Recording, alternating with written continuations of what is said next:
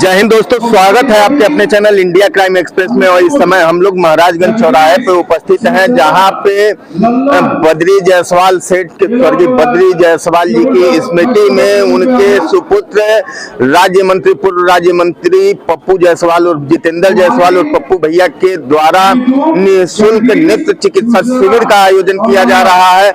अभी इसके पहले इस कड़ाके की ठंड में जगह जगह उनके द्वारा कंबल वितरण करने का भी काम किया गया। कर्तव्यनिष्ठ ऐसे जितेंद्र जायसवाल भैया, जिनके द्वारा जब राजनीति में कुछ समय से सक्रिय नहीं थे, उसके बाद भी पिपराइच की जनता के लिए मसीहा के रूप में अवतरित हुए और गरीबों के लिए हमेशा कार्य करने के लिए प्रेरित रहते हैं। आज भी उनके फार्म हाउस पे जाके, पादरी बाजार स्थित फार्म हाउस पे कोई भी गरीब पहुंच जाता है और अपनी समस्या रखता है तो उसका समाधान जरूर होता है। तो उनके द्वारा इसमें निःशुल्क नेत्र चिकित्सा शिविर का आयोजन किया गया है। और इस आयोजन में केवल दवा ही निःशुल्क वितरित नहीं होगा, बल्कि नेत्र की जांच करने के बाद जिसको ऑपरेशन की जरूरत होगी, फातिमा अस्पताल में उसका निःशुल्क जो है ऑपरेशन भी करवाया जाएगा।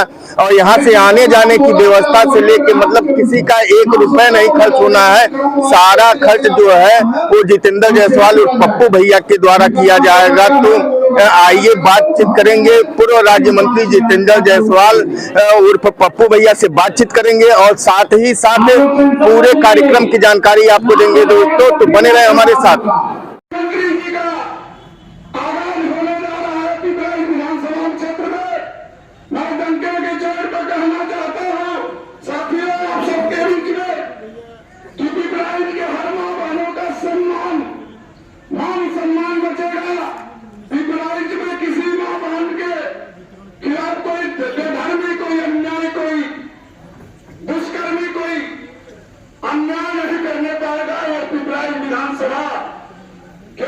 मंत्री जी जो नेता के रूप में नहीं, आपके बेटा के रूप में कार्य करते हैं, उनका ऐलान है साथियों।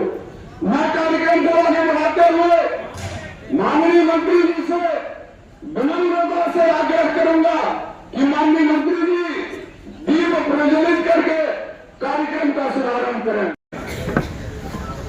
पिपराइच विधानसभा क्षेत्र से लगातार 3 बार विधायक रहे, जिन्होंने अपने पिताजी के स्मृति में नेत्र शिविर का आयोजन किया है। सम्मानित जनता से आग्रह है कि आप इस प्रांगण में आकर के नेत्र शिविर जो आयोजित किया गया है, आप अपना नेत्र इलाज करा सके,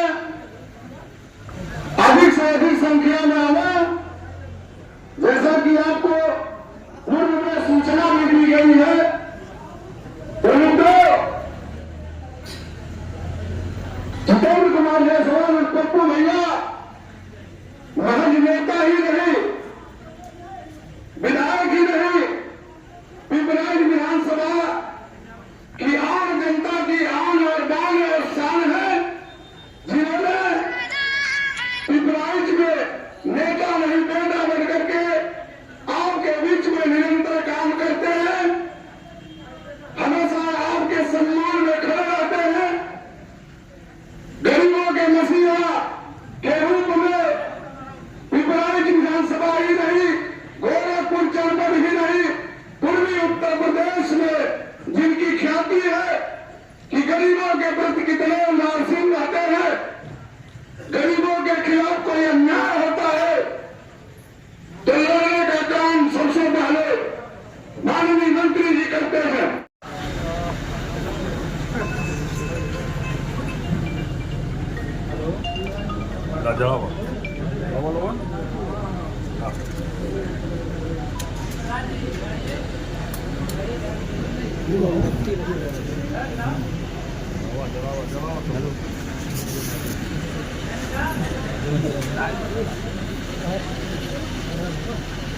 हाँ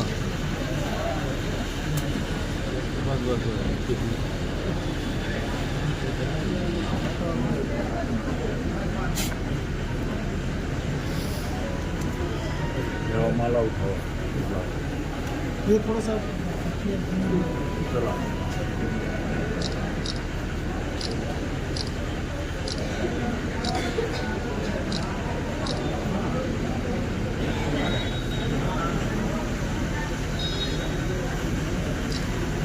अब आग्रह है मंत्री जी से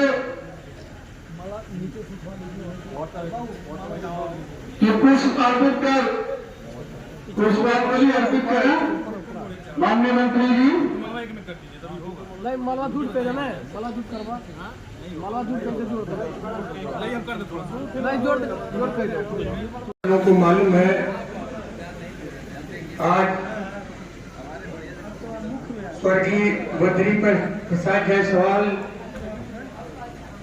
के स्मृति में जो निःशुल्क शिविर का आयोजन पप्पू भैया के द्वारा किया जा सीधे मैदान है उत्तरायण का संपूर्ण विकास कराने की पप्पू भैया जिंदाबाद, पप्पू भैया जिंदाबाद,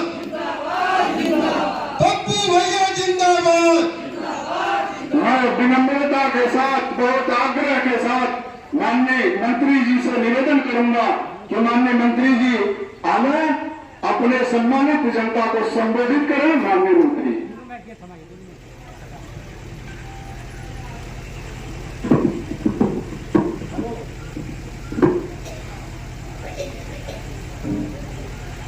पिपराइच विधानसभा क्षेत्र के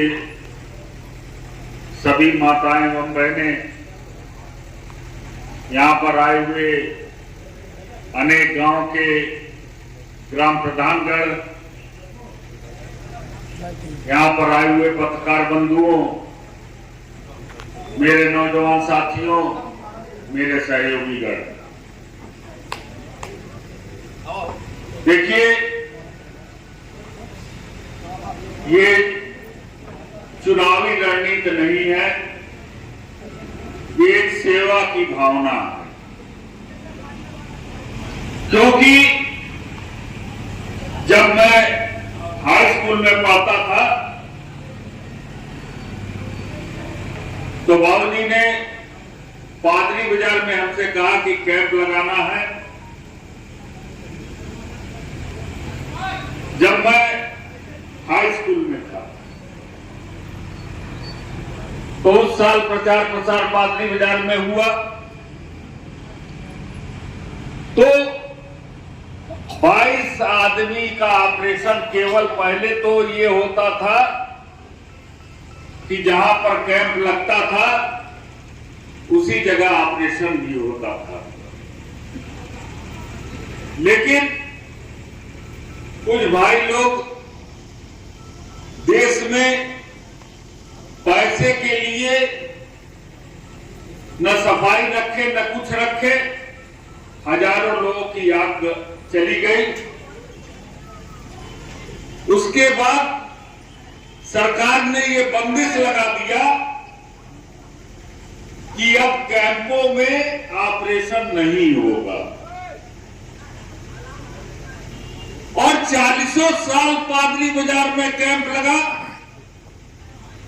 जब कैंप लगता था तो वहां पर भंडारा चालू हो जाता था और कम से कम 20 दिन तक 8 दिन 7 दिन ऑपरेशन चलता था। एक एक दिन में 150 200 ऑपरेशन होते थे। उस समय लंच नहीं पड़ता था तो जनरल ऑपरेशन होता था। तो आदमी को अगर शॉट भी लग जाता था तो आदमी रहते थे उसको उसी जगह बैठ के कि हिलने न पावे, कहीं आंख न खराब हो जाए, इस तरह की व्यवस्था की जाती थी। लगभग 50,000 लोगों का आज पादरी बाजार खुला। पंच अगर कहीं बैठता है, पंचायत में उसका भी आदमी होता है, अगर गलत रहता है तो उसका विरोध करता है। तो राजा को इस तरह का होना चाहिए, ये इस तरह का नहीं होना चाहिए कि अगर आपकी जमीन लफड़े में है तो तीसरे आदमी को भेज के उसकी जमीन खरीदवा लो और बाद में सुलह करा के जमीन बेच डालो। मेरे साथियों, मेरा एक सपना है, मैं राजनीति पैसा कमाने के लिए नहीं करता। राजनीति एक मेरा माध्यम है कि राजनीति में अगर रहेंगे तो जो गरीबों का हक होगा उनके दरवाजे तक पहुंचेगा, नहीं तो इसी तरह से लुटेरे लूट के आपका सब पैसा खा जाएंगे। होगा, एक व्यवस्था बना दी जाएगी, उनका नाम नोट होगा यहां पर, और नाम नोट होने के बाद अपना मोबाइल नंबर नोट करा दीजिएगा। जैसे अगर एक दिन में 20 से 25 आदमी यहां से जाएंगे ऑपरेशन के लिए, उसकी व्यवस्था बना दी जाएगी कि अस्पताल से बस आएगा यहां पर, और आने के बाद आपको लेकर जाएगा भी, और ऑपरेशन करके इसी जगह ले आकर छोड़ेगा। आपका एक पैसा भी नहीं खर्च होगा, ये मेरा आश्वासन है। आज के कार्यक्रम के बारे में मंत्री जी हमारे दर्शकों को जानकारी दें, आज क्या कार्यक्रम है और किसके स्मृति में? कार्यक्रम मेरे पिताजी के स्मृति में है और इसमें आँख का ऑपरेशन मोतियाबिंद का, जिसका भी मोतियाबिंद होगा आँख का ऑपरेशन होगा। जो भी वैसे मरीज आए हैं जिनको दवा की आवश्यकता है, दवा मिल रहा है, और जो भी आवश्यकता होगी, क्योंकि इस कैंप में केवल चेक करके फोटो खिंचवाने का काम नहीं हो रहा है। इसमें जिन लोगों का भी आँख का ऑपरेशन होना है, यहाँ पर बस भेजा जाएगा। 20-20 लोग यहाँ से जाएंगे, उनके परिवार के एक-एक सदस्य जाएंगे, और सब लोगों का ऑपरेशन होगा और फिर उनके घर वापस कर दिया जाएगा। ये व्यवस्था जब तक कि ऑपरेशन खत्म नहीं होगा तब तक ये व्यवस्था चलती रहेगी, लेकिन चेकिंग का काम आज ही रहेगा। और अगर कोई भूले भटके आ जाएंगे लोग लिवा के, जो नहीं पहुंच पाए हैं, उनकी भी व्यवस्था बना दी जाएगी कि वो भी, उनका भी ऑपरेशन हो जाए। आपका कहना है कि किसी का 1 रुपए बिना खर्च हुए ये पूरी निःशुल्क सेवा? पूरा निःशुल्क, क्योंकि मेरे पिताजी का ये मनसा था कि जब वो लायंस क्लब गवर्नर भी रहे थे, तो उनका एक संकल्प था कि हमारे रहते जितने भी लोग गरीब लोग हैं, वो आँख के अंधे बनकर न बैठे रहे घर पर, सबके आँख का ऑपरेशन हो के वो, क्योंकि पहले जब देवरिया में एक कैंप देवरिया में लगा था, जब वहाँ पिताजी गए हुए थे, और वहाँ पर ऑपरेशन तो लोग करा देते थे, लेकिन कराने के बाद लोगों को छोड़ देते थे। लोगों को खाना तक नहीं मिल पाता था, क्योंकि पहले ऑपरेशन होता था कि 9 दिन 10 दिन रोका जाता था अपने स्थान पर, तब उनको खाना पीना की व्यवस्था वो अपने घर से करते थे।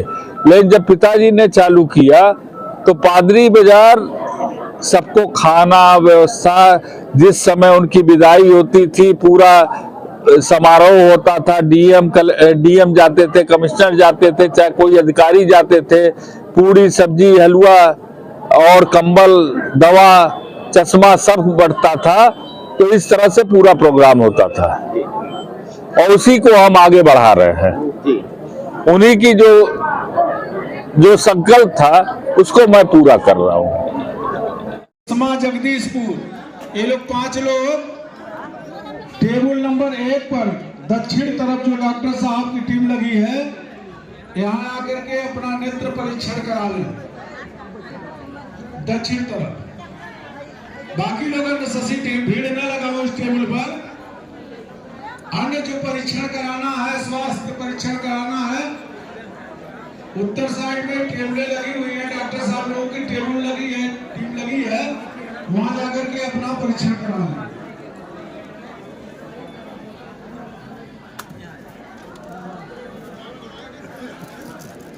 आप लोग मिल जाए तो फिर घर जाइए, यहाँ पे वापस मत आइए।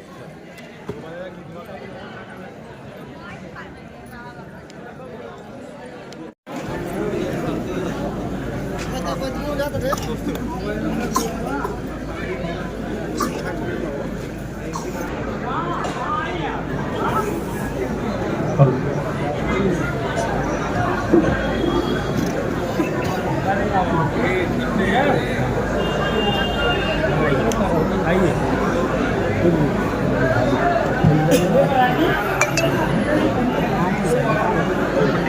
हम लोग के बीच में माननीय मंत्री जी की धर्मपत्नी श्रीमती अनीता जायसवाल जी उपस्थित हो चुकी हैं।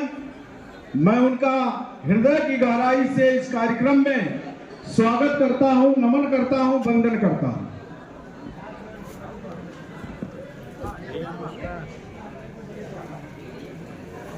साथ में उनकी बड़ी बहू, उनका भी आगमन हो चुका है। मैं उनका भी स्वागत करता हूं, नमन करता हूं, वंदन करता हूं।